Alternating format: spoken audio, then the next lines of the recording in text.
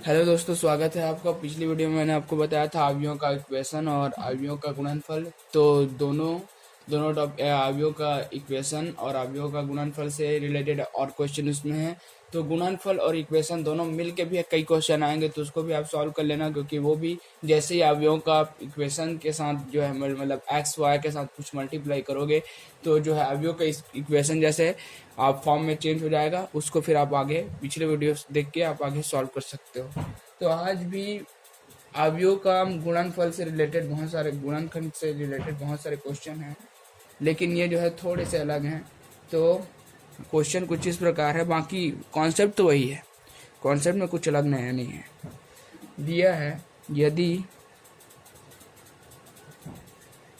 अवयव ए 1 - 1 2 3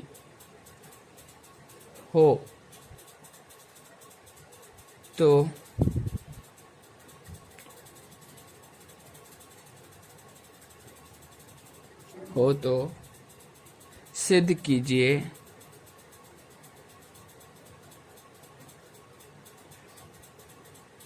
a² - 4a + 5a = 0। तो सीधी सी बात है, पहले तो हम लोग लेफ्ट हैंड साइड लेंगे। सीधा है, इसमें कुछ नया नहीं है, सीधा सी बात है, लेफ्ट हैंड साइड लेंगे।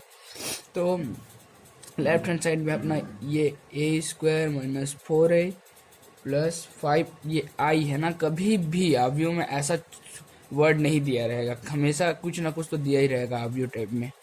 तो 5i।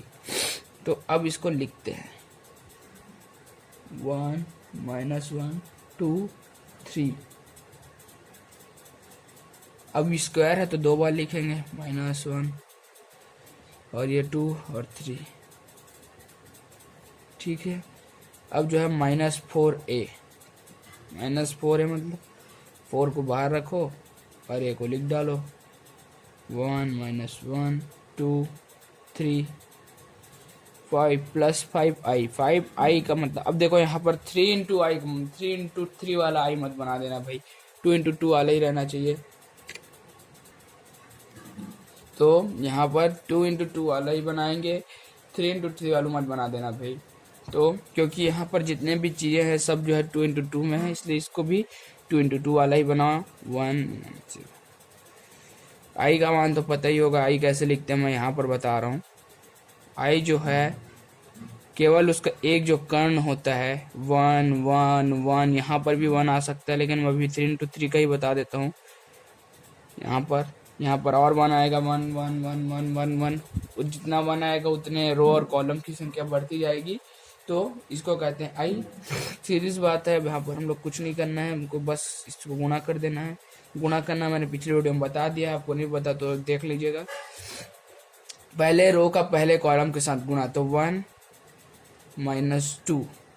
पहले रो के साथ दूसरे कॉलम का गुणा, -1 -3।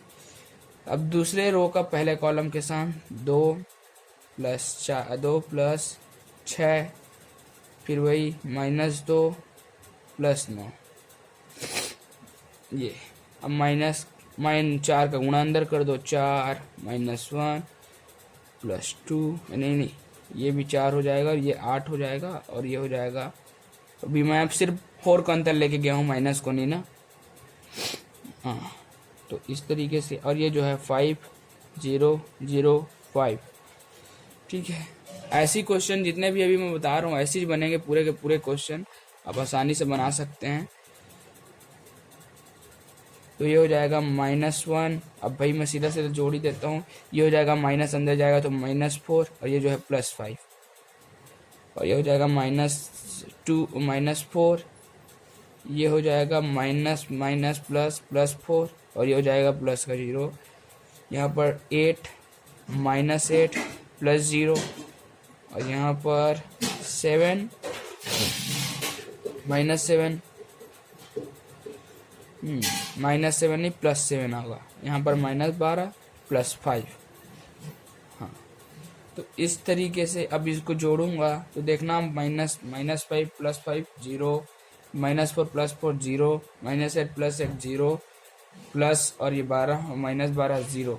तो इस तरीके से हमारा मान कितना आता है 0, और यही हमको क्या करना था, यही सिद्ध करना था, सिद्ध करना था। तो देखो ये वाला जो क्वेश्चन है, इससे रिलेटेड जितने भी क्वेश्चन है ऐसे ही बनेंगे एकदम आराम से। कहीं में 3 into 3 दे दिया रहेगा, और हाँ बहुत सारे में 3 into 3 दिया है, तो आप कोशिश ये करना कि 2 into 2 बनाना, क्योंकि एग्जाम में इतना टाइम नहीं रहता है कि 3 into 3 बनाए, इसलिए 3 into 3 का बहुत कम आने के चांसेस रहते हैं। थ्रू 2 into 2 के ही आते हैं, अक्सर मैंने देखा 2 into 2 के ही आए हैं। बुक में बहुत सारे दिए हुए हैं, उसमें 2 into 2 ही आए हैं। तो अगला जो टॉपिक है वो है परिवर्त अवयव। हाँ, इस कॉन्सेप्ट से क्वेश्चन जो थे वो बहुत इजी थे, बस ऐसे ही बनेंगे तो पूरी तरीके से मल्टीप्लाई से बन सकता है। अब अगला जो टॉपिक है वो है परिवर्त अवयव। परिवर्त अवयव मैं आपको तुरंत बताता हूँ कि परिवर्त अवयव होगा क्या। देखो, इसको पहली बात तो ए डैश से इंडिकेट करते हैं, ठीक है, ए डैश से इंडिकेट करते हैं। और इसमें होता क्या है, मान लो आपको 2 ठोक से पहले बताता हूँ, 1 2 3 4, ये ए है, मान लो सिर्फ ए है। और अगर इसका ए डैश निकालें अपन तो कुछ नहीं करना, ये जो पहला रो है उसको कॉलम में चेंज कर देना है 2, और ये जो दूसरा रो है उसको भी कॉलम में चेंज कर दो। ये उसी तरीके से अगर ए डैश इज इक्वल टू कितना है, मान लो ए इज इक्वल टू, यहाँ पर लिख के बता रहा हूँ, हाँ, ए इज इक्वल टू कितना है, ए इज इक्वल टू मान लो 1 2 3 4 5 6 7 8 9 है। तो ए डैश इज इक्वल टू कुछ नहीं, केवल इसका जो पहला रो है इसको कॉलम में चेंज करो 1 2 3, दूसरा रो को कॉलम में चेंज करो 4 5 6, तीसरे रो को कॉलम में चेंज करो 7 8 9। तो इस तरीके से ये जो अवयव का परिवर्त अवयव है वो इसी तरीके से बन जाता है, वो बहुत इजी रहता है। इससे रिलेटेड जो है बहुत सारे टॉपिक है, मैं बता देता हूँ। तो अभी मैंने देखा इसके टॉपिक से जो भी चीज़ें हैं वो बिल्कुल क्वेश्चन से ज़्यादा रिलेट नहीं करती हैं, तो इनके टॉपिक को आप हो सके तो अगर आप नॉलेज के लिए पढ़ना चाहें तो बुक से पढ़ सकते हैं। बाकी इसका जो क्वेश्चन में वो है वो बिल्कुल उपयोग नहीं होने वाला है। तो एग्जाम्पल 1 लेता हूँ मैं, इसमें लिया है, मैं सीधा क्वेश्चन छोटे से मैं बता देता हूँ। ए इज इक्वल टू 1 2 4 -3 ये दिया हुआ है, तो आपको ये ज्ञात करना है, सीधी सी बात है। तो हम लोग लिखेंगे ए डैश इज इक्वल टू 1 2 4 -3। ये इजी क्वेश्चन था, केवल इस टॉपिक को बताने के लिए था। और दूसरा क्वेश्चन लेता हूँ मैं एक, जैसे कि मैं क्वेश्चन लेता हूँ ये, हाँ ये क्वेश्चन जो है थोड़ा ठीक लग रहा है। एग्जाम्पल 3 दिया है, ए इज इक्वल टू 4 -7 -8 3 तथा बी इज इक्वल टू, ऐसे क्वेश्चन आए, ऐसे क्वेश्चन को आप ज़्यादा स्टडी करना। 11 -23 -22 8 ये आपको दिया है, तो आपको सिद्ध नहीं करना है, ज्ञात करना है, नहीं सिद्ध करना है। सिद्ध कीजिए,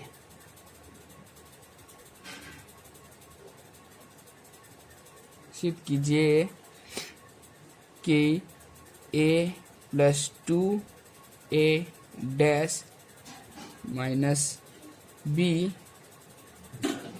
इज इक्वल टू i। ये आपको सिद्ध करना है, तो पहले सीधे सीधे इसको जो जो दिया उसको लिख दो। 4 -7 -8 3 + 2 4 -8 माइनस, और b का मान कितना दिया हुआ है,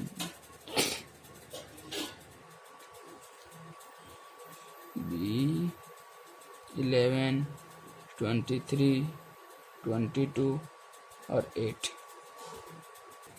हाँ ठीक है, तो 4 -7 8 3 और ये हो जाएगा 2। हम लोग पहले रो को पहले कॉलम के साथ चेंज करो, तो फिर 4 जो है -7 -8 3 प्लस 11 22 8। ठीक, ये जो माइनस है वो अंदर चला गया तो प्लस हो गया है। अब कुछ नहीं, सीधा सीधा इसको लिख डालो।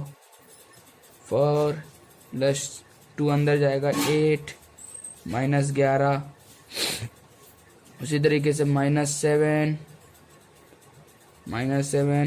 प्लस -16 और फिर 23 प्लस 23 और इसी तरीके से -8 और ये हो जाएगा -7 नहीं -14 यार, -14 और यहाँ पर 22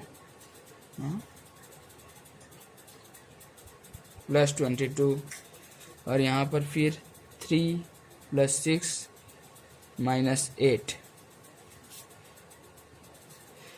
देखो 12 में 11 गया 1, 23 -23 0, -22 0 और ये 1। क्या है ये? आई। यही हमको सिद्ध करना था, यही आंसर पर लिखना या यही हमें सिद्ध करना था। तो इस तरीके से ये वाला जो भी परिवर्त अवयव है उससे भी टॉपिक से रिलेटेड और बहुत सारे क्वेश्चंस हैं इनमें से। जैसे एक क्वेश्चन और लेता हूँ मैं इससे रिलेटेड, दिया है, मैं डायरेक्ट यहाँ पर क्वेश्चन लिखता हूँ। a इज इक्वल टू 1 - 4 और 3 दिया है तथा b इज इक्वल टू -1 2 1 दिया है। तो सिद्ध करना है a b dash is equal to b dash into a dash, यही हमको सिद्ध करना है। तो पहले तो ए बी डैश हम लोग सिद्ध करेंगे। तो A B is equal to क्या होगा? A B is equal to होगा 1 - 4 और 3, है ना। और बी इज इक्वल टू क्या होगा? -1 2 और 1, है ना। तो अब जो है देखो ये क्या है, 3 इंटू 1 है और ये 1 इंटू 3 है। ये और ये बराबर है तो हम लोग मल्टीप्लाई कर सकते हैं। तो पहले ए बी निकालो, फिर ए बी डैश कर देना उसको। तो ये हो जाएगा -1 और ये हो जाएगा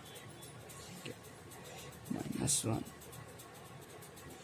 2 1, ये 4 -8 और ये हो जाएगा -4 -3 6 3। अब इसमें ए बी में डैश लगा दो सीधा सा। पहले रो को पहले कॉलम में चेंज करो, -1 2 1 और ये हो जाएगा 4 -8 -4।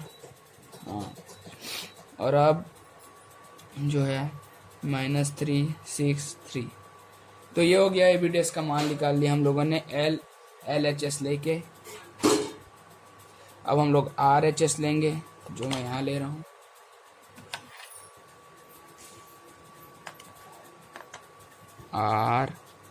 RHS, हाँ, तो इसमें दिया है BA डैश।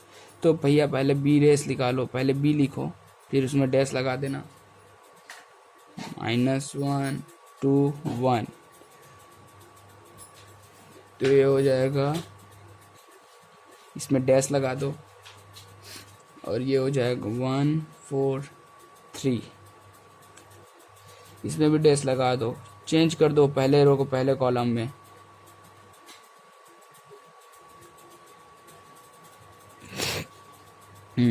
तो -1 2 3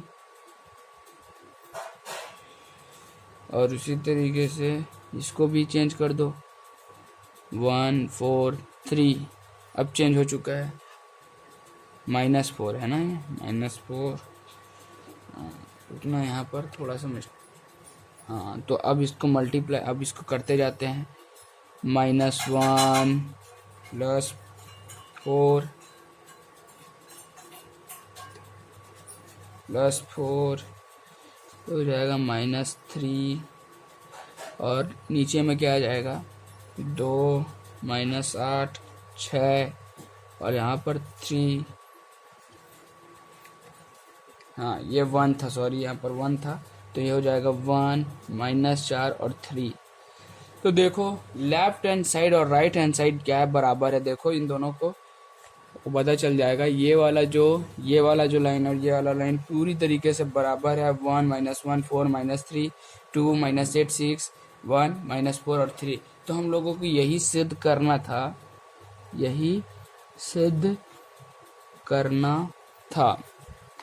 तो इस तरीके से आज का टॉपिक यहीं ख़त्म होता है, मिला आज का वीडियो। तो ये परिवर्त अवयव का भी जितने भी टॉपिक से रिलेटेड क्वेश्चन थे वो सब क्वेश्चन मैंने ले लिए हैं। ऐसे ही क्वेश्चन पूछे जाएंगे एग्जाम में। Okay, thanks for watching, bye bye.